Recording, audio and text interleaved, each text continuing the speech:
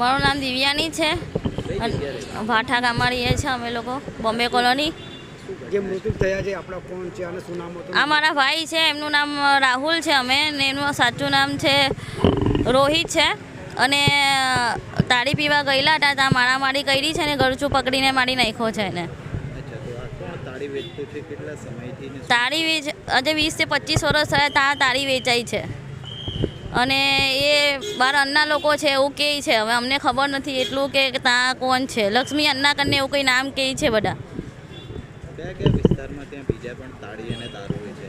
દારૂ એમાં મગદલના વેચાય છે, છાપડા ભાથામાં વેચાય છે, બહુ જગ્યા વેચાય છે. અમને મોદી સાહેબને અને મુખ્ય એ નમ્ર વિનંતી છે કે પૂરા સુરતની અંદર તાળી બંધ કરાવો, ગુજરાતની અંદર તાળી બંધ કરાવો. નાના નાના છોકરાઓ બધા મૃત્યુ પામે છે. 10 વર્ષના છોકરા તાળી, લેડીઝો બી તાળી પી છે. અમારું સોનું બી ગીરવી મૂકી આવે છે, એમને ત્યાં ગાડી ગીરવી મૂકી આવે છે, મોબાઈલો ગીરવી મૂકી આવે છે છોકરાઓ.